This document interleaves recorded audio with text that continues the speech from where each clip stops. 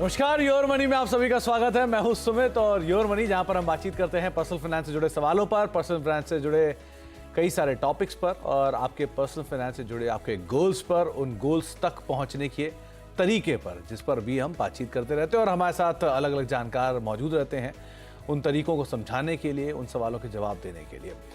आज भी हमारे साथ कुछ जानकार मौजूद रहेंगे, लेकिन पहले आप वो तरीका देख लीजिए जिसके जरिए आप इस कार्यक्रम का हिस्सा बन सकते हैं। आप हमारे साथ जुड़ सकते हैं हमारे अलग अलग माध्यमों के जरिए। आप हमारे साथ सोशल मीडिया के जरिए, यानी कि आस्क आवाज़ योर मनी हैशटैग यूज़ करके इस कार्यक्रम का हिस्सा बन सकते हैं। आप हमारे साथ ईमेल के जरिए जुड़ सकते हैं yourmoney@nw18.com पर, और साथ ही साथ आप हमें व्हाट्सएप कर सकते हैं 7045220000 पर, जिस पर भी आप हमारे साथ सवाल पूछ सकते हैं और इस कार्यक्रम का हिस्सा बन सकते हैं। आज हमारे साथ बातचीत करने के लिए फिनवाइज पीएफएस की फाउंडर प्रतिभा गिरीश मैम मौजूद हैं, जो कि ढेर सारी किताबें और ढेर सारे ज्ञान के साथ आज आपके सामने आपको दिखाई पड़ेंगी। प्रतिभा मैम, लास्ट टाइम तो आप बोल के गए थे कि आप ऑफिस ही आओगे, स्टूडियो आओगे, आपको कि बुक्स इतनी पसंद है, आप निकले नहीं आज बाहर? आज बारिश जो हो रहा था, मैंने सोचा घर से ही कर लेते, थोड़ा लेजी। अच्छा, मुझे वो पकौड़े और चाय का प्लान बन गया होगा सडनली, मुझे ऐसा लगा शायद इसी वजह से ही निकले होंगे। खैर, तो बहुत सारे टॉपिक्स हैं जिनके ऊपर हम बातचीत करते रहते हैं, लेकिन क्योंकि बहुत दिनों से हम बहुत सारे टॉपिक्स पे चर्चा कर रहे हैं, तो आज हमने सोचा कि बहुत सारे सवालों को ही पहले शामिल कर लेते हैं। प्रतिभा हमसे उनकी एक्सपर्टाइज ले लेते हैं उन सवालों पर, फिर हम टॉपिक्स पे आगे भी चर्चा करते रहेंगे। तो आज हमने सीधे सीधे सवाल शुरू करते हैं और सवालों के सिलसिले में सबसे पहला सवाल जो हमारे पास पूछने के लिए मौजूद है वो है पंकज शर्मा सर। पंकज जी नमस्कार। हेलो सर, नमस्कार। नमस्कार पंकज जी, कहाँ से बोल रहे हैं आप और क्या सवाल है आपका? सर, मैं दिल्ली से बोल रहा हूँ और मैं आपका शो रेगुलरली देखता रहता हूँ और मतलब मैं काफी इंस्पायर्ड हुआ। Thank you thank you. Yes, तो मैंने एक्चुअली अपनी इन्वेस्टमेंट तो 2016 से स्टार्ट की थी 500 रुपीज से इन म्यूचुअल फंड। ठीक है। एंड अभी मेरा जो पोर्टफोलियो है टोटल 15 लाख का हो चुका है म्यूचुअल फंड में। Very nice very nice. मतलब ये 500 रुपए से आपने 15 लाख बचा दिया, ये क्या तरीका था? अब सर वो तो मैं मतलब मेरे पास काफी सारी डिटेल है। नहीं तो आपने वो स्टेप अप किया, राइट? Yes sir. तो मैं क्या कर रहा 500 से 15 लाख बना लिया? नहीं सर, तो बेसिकली वो धीरे धीरे एक लर्निंग प्रोसेस रहा। स्टार्टिंग में काफी सारे म्यूचुअल फंड ले लिए, अंडरस्टैंडिंग नहीं थी, फिर धीरे धीरे अंडरस्टैंडिंग लिया कि लार्ज कैप क्या होता है, स्मॉल कैप क्या होता है, कितने फंड लेने चाहिए। And I'm still learning and I'm still doing that path. तो वो मैं थोड़ा थोड़ा करता रहता हूँ। तो अभी टोटल पोर्टफोलियो मेरा 15 लाख का है, जिसमें से मैं 1.5 लाख की 500 से मेरा 1.5 लाख मंथली SIP का हो गया है। ओके। तो हाँ जी, तो अभी आपका जो टारगेट है वो 10 साल में आप 10 करोड़ का कॉर्पस पहुंचाने की बात कर रहे हैं, राइट? हाँ जी सर, 10 से 12 साल मेरा है कि एटलीस्ट जब मैं right now 40 years old. Okay. तो मेरा है कि जब तक मैं 50 इयर्स का हूँ तो एटलीस्ट मेरे पास 10 करोड़ हो, जिससे मैं मतलब अपनी डॉटर की एजुकेशन सपोर्ट कर सकूँ। अगर उसकी कुछ अदर्स नीड हो तो I can fulfil those things, और ऑब्वियसली अपना भी एक रिटायरमेंट कॉर्पस मेरे पास हो। तो पंकज सर, जो मैं देख पा रहा हूँ आपके म्यूचुअल फंड में करीब 15 लाख रुपए लगे हुए हैं, स्टॉक में 5 लाख रुपए लगे हैं, PPF, SSA, EPF, NPS, इन सब में 50 लाख रुपए लगे हुए हैं। सो आप कंसोलिडेट करना भी चाह रहे हैं कि आप FD का निवेश निकाल के म्यूचुअल फंड में डालना चाह रहे हैं, ऐसा भी आपने सोचा है शायद? हाँ जी सर, तो PPF और NPS तो PPF और NPS तो मेरा कॉर्पोरेट से करता है। ठीक है। तो बीइंग टैक्स बेनिफिट से भी मैं 50,000 एक्स्ट्रा नहीं करता हूँ, तो वो तो कंटिन्यू चलता रहेगा। और जैसे आपने बोला, तो मेरे पास बाकी जो चीजें हैं उसको मैं कंसोलिडेट करके आई एम ट्राइंग कि मेरे पास जो 50 लाख का कॉर्पस है उसको मैं म्यूचुअल फंड में ट्रांसफर कर दूं। तो शर्मा साहब, एक छोटा सवाल है मेरा। आपने बोला आप FD से पैसा निकाल कर म्यूचुअल फंड में डालना चाह रहे हैं, कोई खास वजह है इसकी? सर FD और मेरे पास ना FD प्लस P2P है। तो FD से अभी जो इंटरेस्ट आता है वो हार्डली 7% होता है जी। तो और उसके ऊपर मुझे मतलब सिंस आई एम 30% ब्रैकेट, तो मेरा 30% तो टैक्स में चला जाता है जी। तो ideally I am not earning much on FD। उसके अलावा P2P में भी मैंने थोड़ी सी इन्वेस्टमेंट करी है, विच आई does not feel good investment. So I'm thinking कि should I also transfer that amount also into the mutual fund? तो और शर्मा साहब, आखिरी में एक सवाल और पूछूंगा। अगर आपकी FD से हम निकल जाते हैं, मान लेते हैं, तो आपका डेट में जीरो एक्सपोजर होगा, एग्री? सर एफडी से मेरी जो स्ट्रेटजी है कि मैं एफडी में एटलीस्ट 10 लाख रुपए तो रखूंगा। ओके। तो बाकी मैं 40 लाख वो रखूंगा, ताकि अगर कभी मार्केट में कुछ क्रैश आता है, कुछ आता है, तो मैं उसको कर दूं, और ताकि मेरे पास जो वो अमाउंट भी मैं बाद में इन्वेस्ट कर दूं। और उसके अलावा मैं मंथली कुछ ना कुछ सेविंग करके दोबारा से उस एफडी को तो हमेशा 10 से 15 लाख अपने पास रखूं। Okay. टैक्स के जो मेरा एक इमरजेंसी फंड है, मेरे पास एक इमरजेंसी फंड ऑलरेडी भी है जो 5 लाख का पड़ा है, जिसको मैंने इसमें इंक्लूड नहीं किया। वो भी मेरे पास पड़ा। बहुत अच्छी लर्निंग थी शर्मा साहब आपकी, और आपसे भी हमने बहुत कुछ सीखा कि आपने 2016 से लेकर 2024 के बीच में 8 सालों में अपने आप को बहुत ही सक्षम भी बना लिया, और बहुत अच्छे से आप फाइनेंशियली इक्विप्ड भी हैं। अब चलते हैं प्रतिभा मैम के पास। प्रतिभा मैम, बहुत सारी चीज़ें उन्होंने ऑलरेडी समझ रखी हैं, लेकिन एक सबसे अच्छी चीज़ इन्होंने ये बात कही कि ये स्टिल लर्निंग प्रोसेस में, जो हम सब हैं ऑब्वियसली, लेकिन मानते कम लोग हैं। सो इस सिचुएशन में 1.5 लाख रुपए के आसपास की इनकी एसआईपी चल रही है, और करीब करीब 15 लाख रुपए का इनका कॉर्पस है। 10 साल के लिए एक मुश्त निवेश ये 10 लाख का करना चाह रहे हैं। 10 साल में 10 करोड़ का कॉर्पस चाह रहे हैं, और बहुत हद तक ये वेल इक्विप्ड भी हैं। ये जानते हैं इस बात को कि एसआईपी स्टेप अप करके अचीव कर सकते हैं उसे। सो क्या फेरबदल करें? 40 लाख रुपए एफडी का निकाल के डालना चाह रहे हैं ये म्यूचुअल फंड में। क्या पूरी तरह से इक्विटी लिंक्ड होना या इक्विटी एक्सपोज होना ठीक है? कुछ बॉन्ड में, कुछ मल्टी एसेट में आने की ज़रूरत है? कैसे इनके फंड्स हैं, आप बताइए। ये बहुत अच्छी बात है पंकज जी, आपका स्टोरी बहुत मोटिवेटिंग है लोगों के लिए। आपने 500 से स्टार्ट किया एसआईपी, और आज 1.5 लाख रुपए का एसआईपी चल रहा है। जैसे जैसे आपने सक्सेस देखा, आप बढ़ाते गए, बहुत अच्छी बात। जहां तक एसेट एलोकेशन की बात है, लोग सोचते हैं कि म्यूचुअल फंड सेलेक्ट करने से उनका मतलब बेस्ट म्यूचुअल फंड सेलेक्ट करेंगे तो बहुत अच्छा रकम बन जाएगा। हमारा ये मानना है कि एसेट एलोकेशन उससे भी ज्यादा इंपॉर्टेंट है कि आप इक्विटी में कितना रखते हो, डेट में कितना रखते हो। आप इक्विटी के अंदर लार्ज कैप में कितना, मिड कैप में कितना और स्मॉल कैप में कितना रखना चाहते हो, तो ये बहुत तय करना बहुत ही इंपॉर्टेंट है। जहां तक आपका पोर्टफोलियो का सवाल है, ऑलरेडी आपका 20 लाख म्यूचुअल फंड और डायरेक्ट स्टॉक्स के जरिए इक्विटी म्यूचुअल फंड्स में है। उसके अलावा जैसे आपने बताया ईपीएफ, पीपीएफ, एसएसए, ये सब डेट इंस्ट्रूमेंट्स में आपका 50 लाख तक जमा है, और एक 50 लाख है जो एफडी P2P से आप निकालना चाहते हैं। तो टोटल आपका पोर्टफोलियो साइज है 1.2 CR का, इंक्लूडिंग ईपीएफ। जैसे अगर आप 70 रखोगे इक्विटी में और 50 रखोगे डेट में, तो अच्छी बात है कि आपका डेट का भी है, क्योंकि आपको टोटल ओवरऑल पोर्टफोलियो देखना है, which includes your EPF, which includes your PPF, ये सब डेट कंपोनेंट है। तो आप कर सकते हैं, लेकिन आज के मार्केट के कंडीशन में अगर आप 50 लाख को शिफ्ट करना चाह रहे हैं, तो जैसे सुमित जी ने करेक्टली बताया कि आपको कंसिडर करना चाहिए कि आप थोड़ा बैफ और मल्टी एसेट फंड्स भी कंसिडर करें, क्योंकि वैल्यूएशन ऐसा है आज के तारीख में कि आप पूरा का पूरा इक्विटी में डालेंगे तो वॉलेटाइल रह सकता है। तो जहां तक आपका टारगेट क्या आप मीट कर पाओगे, ये बात ये सवाल की बात है। तो अगर आपका जो 20 प्लस 50 लैक्स हम मान लेते हैं कि आप इक्विटी में रखते हो या फिर बैलेंस एडवांटेज में रखते हो, और इसका आपको 12% का रिटर्न मिलता है ओवर 10 इयर्स, तो आपका 70 लैक्स का जो पोर्टफोलियो है, जो शिफ्ट करने वाले हो, जो ऑलरेडी है, मिला के 2.2 करोड़ बन जाएगा इन 10 इयर्स। और डेट का जो आपका पोर्टफोलियो है, जैसे आपका ईपीएफ और एनपीएस एक्सेट्रा, डेट में थोड़ा बहुत आपका एनपीएस भी है जो इक्विटी में होगा, ये सब मिलाकर अगर 7% भी रिटर्न देगा तो 1 करोड़ बन जाएगा। तो आपका एग्जिस्टिंग पोर्टफोलियो ही 3.2 करोड़ बन जाएगा। तो आपको बाकी का जो 7 लाख करीब 6.8 को इकट्ठा करना है, उसके लिए आप एसआईपी कर रहे हो, लेकिन आपका समय अवधि 10 इयर्स इतना भी लंबा नहीं है। 1.5 लाख का अगर आप एसआईपी करते रहोगे तो सिर्फ 3.5 करोड़ बनेगा। 12% के हिसाब से थोड़ा बहुत ऊपर हो सकता है, द रिटर्न्स आर बेटर, लेकिन आपको चाहिए कि आप 10 करोड़ इकट्ठा करना है। अगर आपका इसका स्टेप अप भी करोगे ना, तो 5 करोड़ इकट्ठा हो जाएगा। 5 प्लस 3.2 8.2 तक हो जाएगा आपका टोटल कॉर्पस। तो आपको थोड़ा सिप को बढ़ाने की जरूरत है कि 1.5 से आप 1.75 कर सके तो कर दे, और उसके बाद स्टेप अप करें। हर 25,000 सिप बढ़ाने से आपका 83 लाख एक्स्ट्रा बनेगा at the end of 10 years. जहां तक आपकी फंड्स की सिलेक्शन की बात है, तो फंड सिलेक्शन तो अच्छा है, लेकिन थोड़ा अग्रेसिव है। 55% सिर्फ लार्ज कैप में है, 25% मिड और 25% स्मॉल कैप में। हम नहीं बताएंगे कि आप कोई फंड्स को मतलब बेचे या नया ऐड करें, बट जब आप ऐड कर रहे हो ये 50 लाख, तो जरूर ध्यान रखें कि बैफ और मल्टी एसेट फंड करें, ताकि वॉलेटिलिटी थोड़ा कम रहेगा।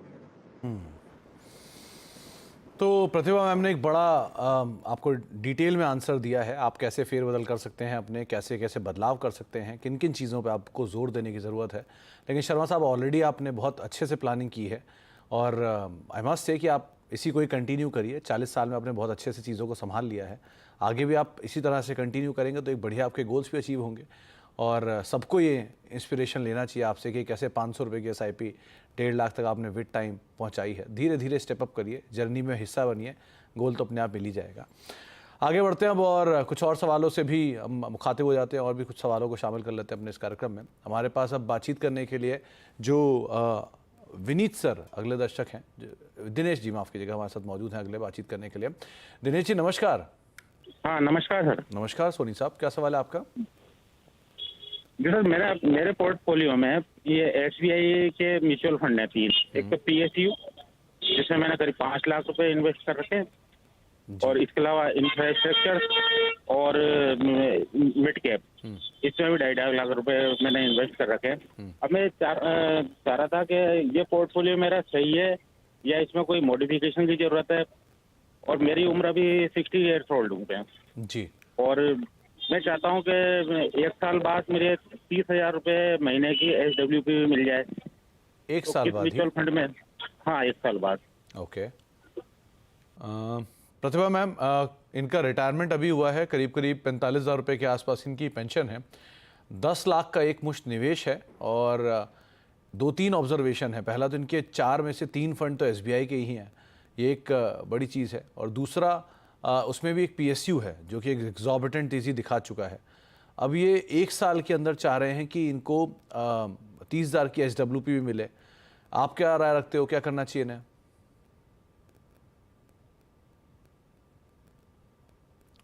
प्रतिभा मैम आप सुन पा रहे हो? चलिए शायद संपर्क टूट गया है, लेकिन 2-3 चीज़ें जो बहुत इंटरेस्टिंग पोर्टफोलियो में देखने को मिली हैं। पहला, SBI का PSU फंड है, करीब करीब 5 लाख रुपए के आसपास का वहाँ पर निवेश है और PSU में एक अच्छी तेज़ी है, एग्जॉर्बिटेंट तेज़ी हम ऑलरेडी देख चुके हैं, तो वो एक पार्ट है। दूसरा SBI इंफ्रास्ट्रक्चर फंड है जिसमें करीब 2.5 लाख के आसपास है। SBI का मैग्नम मिड कैप फंड है, करीब 2 लाख के आसपास का वहाँ निवेश है, जो कि मिड कैप इंडेक्स ऑलरेडी 60% के आसपास गेन दे चुका है।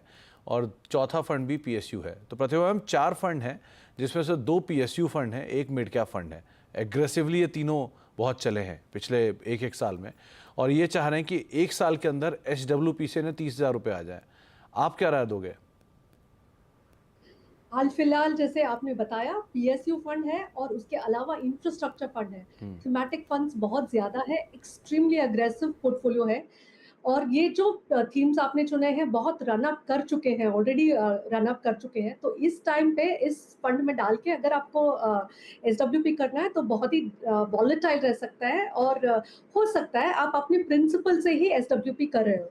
इसलिए एक तो नंबर 1 आपने SBI में आपका 10 लाख आपने निवेश किया है एक मुश्त, और उसमें से 9.5 लाख सिर्फ SBI के फंड्स हैं। तो थोड़ा AMC लेवल पे भी आपको सेग्रीगेट करने की जरूरत है कि थोड़ा डाइवर्सिफाई करें ये फंड्स को। और जहां तक लॉन्ग टर्म प्लानिंग है, आपको large cap, mid cap, small cap, ये सब में आपको रखना पड़ेगा 65% लार्ज कैप, 20% मिड कैप और 10-15% मतलब 25 से 15% स्मॉल कैप हो सकता है। तो आपका पूरा पोर्टफोलियो में चेंजेस करने की जरूरत है। आपने अभी इन्वेस्ट किया है तो हो सकता है इसका नेगेटिव रिटर्न्स भी हो, इसका एग्जिट लॉस हो, टैक्सेशन हो। तो इसलिए हम बताएंगे कि आप पहले रुको, कोई अर्जेंटली कोई एक्शन लेने की जरूरत नहीं है। आप रुको और देखो एग्जिट लॉस कब खत्म होता है, टैक्सेशन क्या लग रहा है। अगर आपने हाल ही में किया है तो आप चेंज कर सकते हो। तो हमारा रिकमेंडेशन ये रहेगा कि आप SBI का जो मैग्नम मिड कैप फंड है उसको रिटेन कर लो। आपने 2 लाख किया है उसको रिटेन कर लो, बाकी आप रिडीम करके एक्सिस मिड कैप में 50,000 कर लो, तो 2.5 लाख आपका मिड कैप फंड्स में रहेगा। बाकी 6 लाख जो है आप लार्ज और फ्लेक्सी कैप में रखें।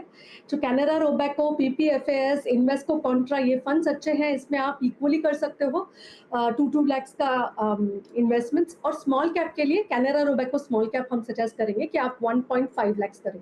तो कुल मिला के आपको रिटेन करना है SBI मैग्नम, ऐड करना है मिड कैप में 50,000 एक्सिस मिड कैप में, और Canara Robeco, PPFAS, flexi cap और इन्वेस्को कॉन्ट्रा में 2-2 लाख, और स्मॉल कैप कैनरा रोबेको में 1.5। लेकिन ये टाइम करें, ये टाइम करके करें। और जहाँ तक आपका एसडब्ल्यूपी की बात है, अगर एसडब्ल्यूपी बहुत अच्छी बात है, आपका टैक्स फ्रेंडली भी है, लेकिन आप इन्वेस्ट करके तुरंत 1 ईयर बाद अगर आप निकालना चाहते हैं और पूरा का पूरा इक्विटी फंड से निकालना चाहते हैं, ये हो सकता है आप अपने कैपिटल से विथड्रॉ कर रहे हो। इसके लिए थोड़ा टाइम देना ज़रूरी है कि आप 2-3 साल रुक जाए। अगर आपको क्लियर है कि 1 साल बाद आपको लगने वाला है, तो जितना आपका एसडब्ल्यूपी लगने वाला है, उसको डेट फंड में रखें और वहाँ से आप विथड्रॉ करेंगे तो अच्छी बात होगी। तो आपको थोड़ा सा फेरबदल करने की ज़रूरत है सोनी साहब, आप उसके हिसाब से ही अपनी रणनीति रखें और थोड़ा सा एलोकेशन आपका एक फंड की तरफ या एक तरह के फंड की तरफ ज़्यादा है, उसको आप थोड़ा बदल लीजिए, वो ज़्यादा बेहतर रहेगा। एक ब्रेक का वक्त हो गया, ब्रेक के बाद लौटेंगे और सौमिन जी हमारे साथ मौजूद होंगे कोलकाता से, उनसे हम बातचीत करेंगे छोटे से ब्रेक के उस पार।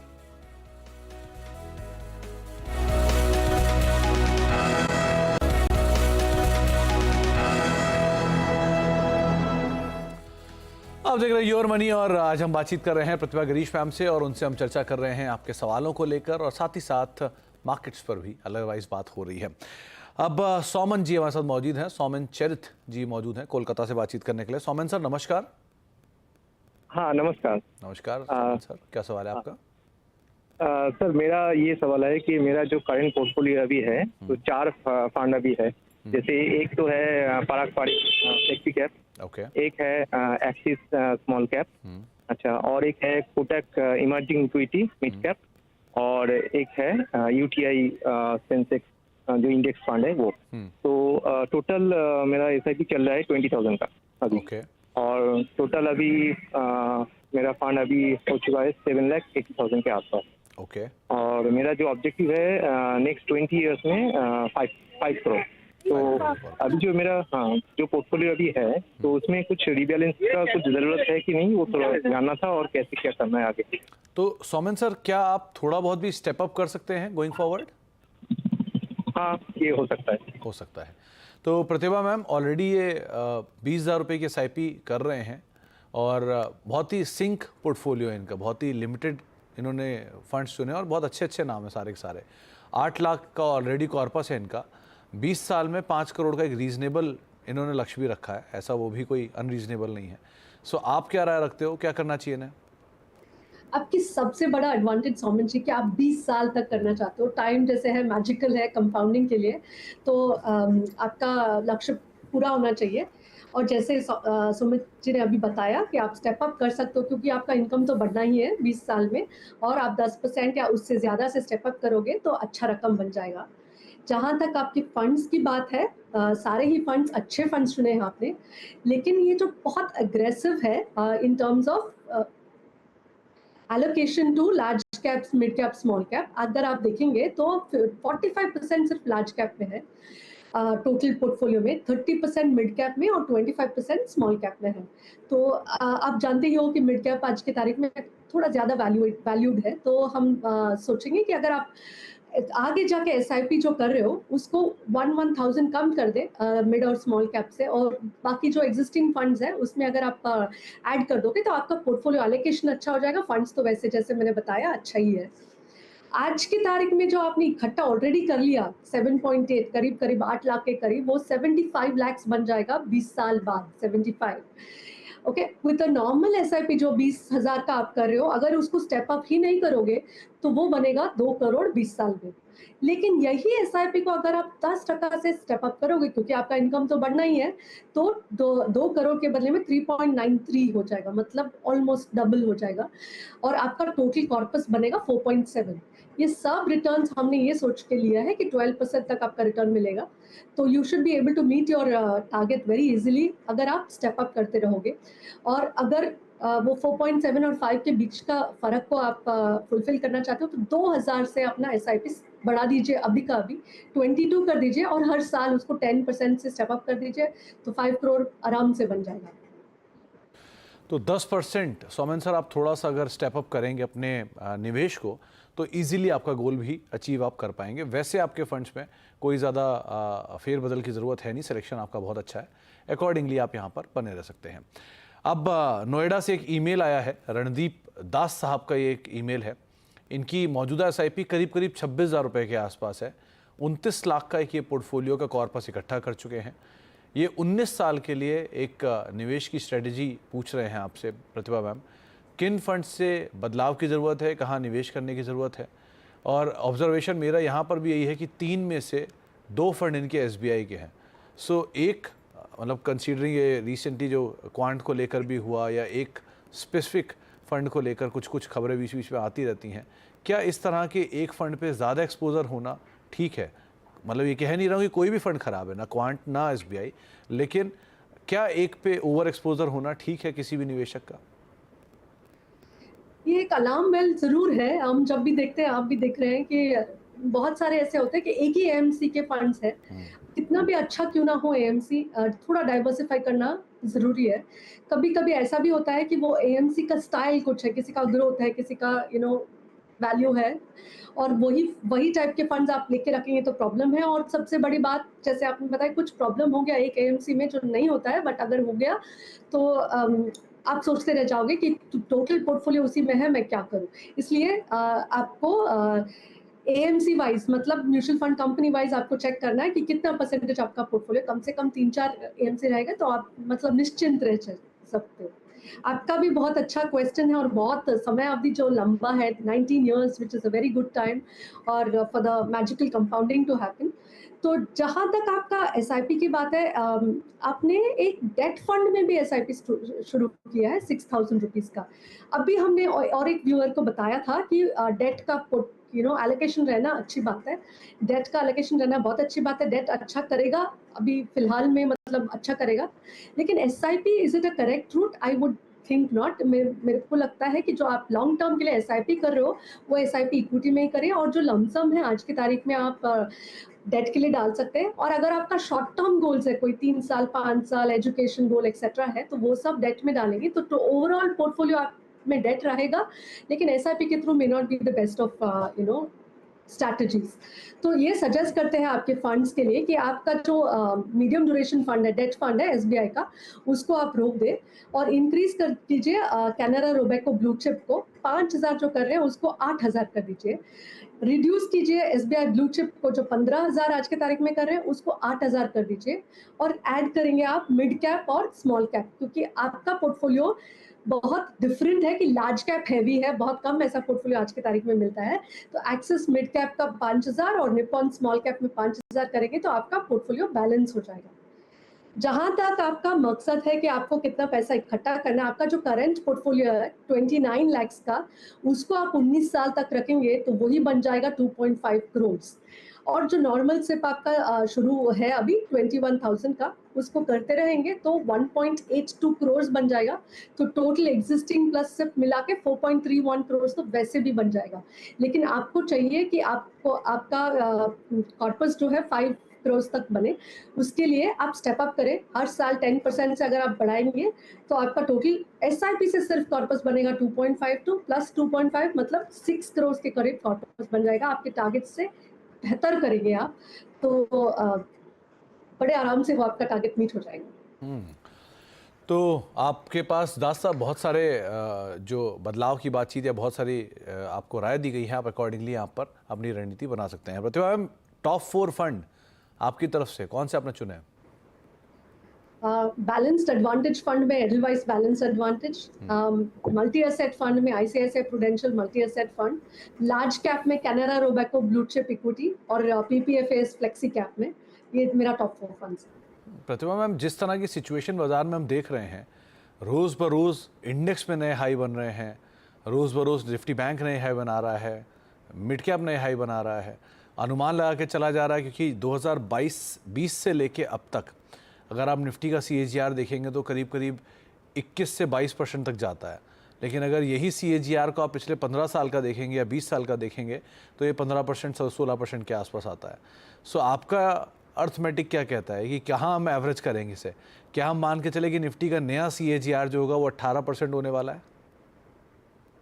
मीन रिविजन तो होना ही है, इसलिए हमारा टॉप 4 फंड्स में भी बैलेंस एडवांटेज और मल्टी एसेट फंड है काफी टाइम से, 3-4 महीने से, कि at this point of time बहुत अच्छा रिटर्न्स है इसमें। मैं हमेशा बोलती हूँ कि आप हैप्पी रहो, लेकिन ये करेक्ट हो जाएगा और जो मीन एवरेज मिला है उतना ही मिलना है। हमारे सारे कैलकुलेशन में हम 12% लेते हैं, हो सकता है 14 भी मिले। मुझे नहीं लगता है कि इतना कंसिस्टेंटली 2018 वगैरह मिल सकता है। हो सकता है शॉर्ट पीरियड्स में मिलेगा, बट ऑन एन एवरेज आप लॉन्ग टर्म प्लानिंग करते तो इट्स बेहतर है कि आप 12 और 14 के बीच में ले, कि पूरा इक्विटी पोर्टफोलियो है तो उतना ही मिलना है। एक और चीज़ मैम, जैसे जैसे सेक्टोरल इंटरेस्ट बढ़ रहा है, वैसे वैसे नए एनएफओज भी आ रहे हैं उन्हीं सेक्टर में। मिसाल तौर पे पहले डिफेंस का एक एनएफओ होता था एचडीएफसी का, फिर धीरे धीरे म्यूचुअल फंड में मोतीलाल का भी एक डिफेंस फंड आ गया, इंफ्रास्ट्रक्चर के फंड आ रहे हैं। सो जैसे जैसे नए एनएफओज आ रहे हैं, इंटरेस्ट बढ़ रहा है इसीलिए आ रहे हैं। सो क्या इनमें अभी भी स्टीम है, जबकि इतनी बढ़िया तेज़ी हम देख चुके हैं? जैसे हम जानते हैं past returns is never barometer, के आगे भी वही मिलना है। और जो सेक्टर ऑलरेडी इतना चल चुकी है, जैसे कोई भी सेक्टर ले लो, आप डिफेंस ले लो, अच्छा चल चुका है, तो अभी उसमें एंटर करना और वही रिटर्न्स एक्सपेक्ट करना जो एक साल पहले या कुछ महीने पहले था, वो थोड़ा मतलब आप डिसअपॉइंटमेंट के लिए अपने आप को सेटअप कर रहे हो। अगर आप सेक्टर फंड्स चुनना ही चाहते हो तो it should be a small part of your entire portfolio. बहुत सारा सेक्टर फंड्स, या थीमेटिक फंड्स रखना मतलब बहुत वॉलेटाइल बना सकता है, और फिर रॉन्ग टाइम पे आप रिडीम करके पूरा परमानेंट लॉस कर सकते हो। तो I think it's not such a good idea कि आप लार्ज पोर्टफोलियो रखें, और जो ऑलरेडी चल चुका है उस पर नहीं, जो चलने वाला है उस पर इन्वेस्ट करने की ज़रूरत है। और इसमें टाइम करना भी ज़रूरत। बेटर है कि आप बिजनेस अपॉर्चुनिटीज जैसे फंड्स में, मतलब बिजनेस साइकिल फंड्स में आप इन्वेस्ट करें, तो फंड मैनेजर वो कॉल लेंगे कब एंटर करना है, कब एग्जिट करना है। Thematic is little dicey for a DIY investor. तो ये सवाल इसलिए पूछना जरूरी था मैम, क्योंकि इस समय बाजार बहुत तेज़ है और बाजार में हर सेक्टर जो तेज़ है वो और तेज़ होता जा रहा है। सो इसलिए भी थोड़ा सा संभलने की ज़रूरत है, इसलिए पूछना ज़रूरी था। बहुत बहुत शुक्रिया प्रतिभा मैम हमारे साथ मौजूद रहने के लिए और सभी सवालों के जवाब देने के लिए, बाजार की सिचुएशन में हमसे बातचीत करने के लिए। आप घर पे रहिए, किताबों के बीच रहिए, चाय पीजिए, पकौड़े खाइए, बारिश के मज़े लीजिए। आपसे नेक्स्ट टाइम हम जल्दी ही स्टूडियो में फिर मुलाकात करेंगे। फिलहाल के लिए योर मनी को अब यहीं समेटेंगे। एक ब्रेक का वक्त है और ब्रेक के उस पार भी खबरों का सिलसिला लगातार बना रहेगा। फिलहाल इतना ही।